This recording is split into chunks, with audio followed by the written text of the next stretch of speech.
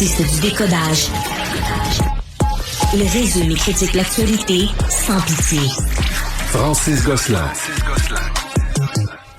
C'est le moment de la chronique économique avec Yves Daou, directeur de la section argent du Journal de Montréal. Bonjour Yves. Salut Francis. C'est toujours un plaisir de t'avoir avec nous.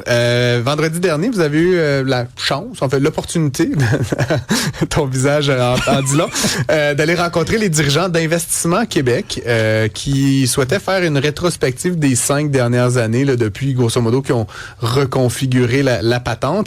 Dis-moi déjà, de leur point de vue, comment est-ce qu'ils décrivent ces 5 années-là? Écoute, Francis, tu sais, la fin de l'année, là, c'est toutes les rencontres. Ils veulent tout dire le bilan.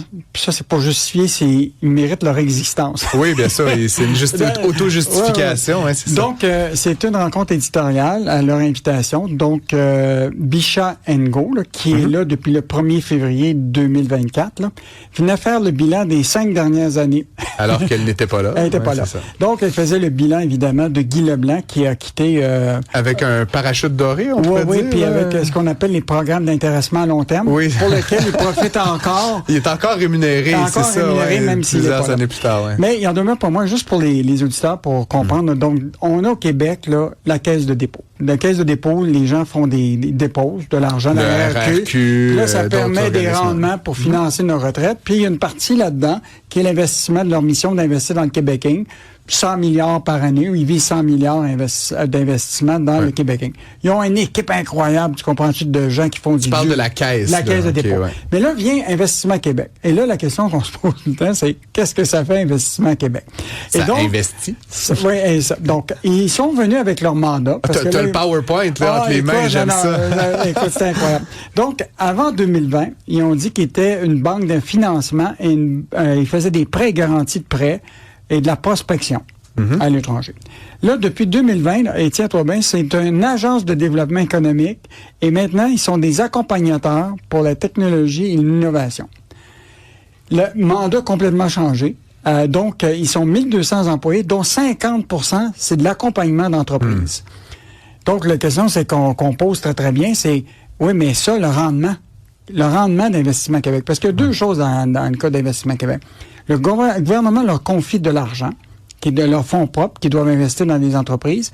Et ils sont aussi mandataires pour le gouvernement du Québec pour tous les projets d'investissement. Bien sûr. Donc ça, dans le fond, l'Investissement Québec, c'est un peu la banque du gouvernement pour investir dans des projets risqués, etc. On a même posé la question à Mme Ngo par rapport à est-ce qu'elle a déjà dit non au gouvernement sur des projets, parce que c'est eux autres qui font le due diligence. Et la vérification diligente, l'analyse des dossiers, des chiffres. Elle n'a pas voulu répondre à cette question. Non, ils disent jamais non. Puis c'est ça qui je voulais t'entendre un peu là-dessus parce que le journal, d'ailleurs, qui a fait état de cette rencontre-là, titrait quelque chose, là, je me rappelle plus le titre exactement de l'article de Sylvain Larocque, mais essentiellement, on fait notre possible. C'est ça l'expression. Là, j'invente pas ça, là, ça vous a été dit. Puis je me disais, tu sais, Mme Ngo qui gagne 1,2 million de dollars par année, je crois que vous avez aussi rencontré d'autres hauts dirigeants qui gagnent 700 puis 800 000 dollars par année. Moi, d'entendre dire qu'ils font leur possible, je trouve que c'est un peu cher payé pour faire son possible. Mais non, là, la grosse question, c'est le rendement lui-même. Donc, sur le 7,4 milliards qu'ils ont de fonds propres, le rendement est presque négatif sur 5 ans. C'est ça. Puis évidemment, sur la part de laquelle le gouvernement les confie ces mandats-là d'investir, le rendement n'est pas mieux. Est négatif. Est presque négatif. C'est ça, Donc, la question, c'est normal qu'ils disent qu'ils veulent changer de mandat au moment où le résultat financier est plus ou moins intéressant. Donc, la question qu'il faut se poser vraiment, c'est quel est le rôle de cet organisme-là? Est-ce qu'il n'y a pas... Il faudrait peut-être réfléchir. Là, on est dans un contexte où on veut revoir comment l'État fonctionne. François Legault l'a dit. Il faut revoir nos façons de faire, il faut accélérer les projets, etc. Est-ce que, dans le fond, tout ce qui touche le Québec Inc., l'investissement dans le Québec Inc. ne devrait pas être confié à la Caisse de dépôt qui a déjà toutes les ressources? Tu sais, investir dans Lightspeed, investir dans des compagnies publiques, tu n'as pas besoin d'Investissement Québec pour faire ça. Sûr que non. Non, la Caisse de dépôt peut faire ça. Et je voulais t'entendre, parce que j'ai déjà écrit là-dessus. Tu m'as lu même avant les autres, Yves, mais des commentaires ou critiques que j'entends souvent dans les milieux là, financiers, d'investissement et d'entreprise, c'est que justement, tu sais, t'as 50% des gens là-dedans qui sont des, je sais pas comment... Des accompagnateurs. Ouais, mais il y a des entreprises privées, des cabinets conseils qui font exactement ça. Qu'est-ce que l'État vient faire à rivaliser des cabinets conseils privés? Et puis l'autre affaire, c'est qu'on me dit beaucoup dans le milieu de l'investissement, Investissement Québec, c'est tellement gros, puis il y a tellement de monde, puis ils sont tellement dans tout, qu'ils imposent leurs conditions. Fait que là, t'as des petites firmes là, de capital de risque, puis des investisseurs, puis des family office, ils se font dicter par l'État comment ils devraient faire leur job, puis quelle valorisation. Puis c'est comme, de quoi je me mêle, tu sais, à quelque part. Fait puis est-ce qu'ils disent quelque chose à ce sujet-là? Moi, ce que je te dis, c'est que non seulement il y a le rendement en dollars, mais il y a aussi cette espèce d'impact négatif qu'ils sont en train d'avoir sur le Québec Inc., qui est lui plus qualitatif. Puis on dirait qu'ils sont complètement... ils voient pas ça. Mais quand tu es aussi nombreux, il faut que tu justifies ta job. OK, 1200 employés, 50% dans l'accompagnement, tiens-toi bien, 30 bureaux à l'étranger, 23 places d'affaires dans 17 régions du Québec.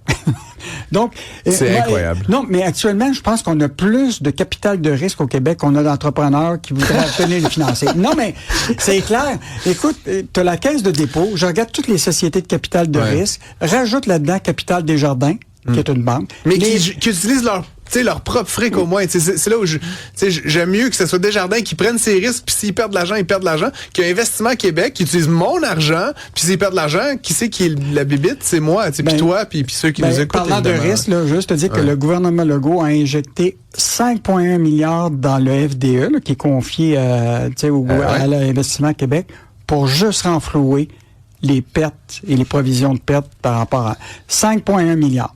Donc, fait que j'en conclus qu'à cette rencontre-là, vendredi, ils t'ont pas changé de bord. Non, pas du tout. Puis là, l'affaire, c'est ce qui arrive là-dedans, c'est comme François Legault, il nous lance des chiffres. Tu sais, 25 000 interventions, 25 milliards d'investissements, des retombées économiques, et c'est impossible d'obtenir de leur part la reddition de comptes. Donnez-nous le détail.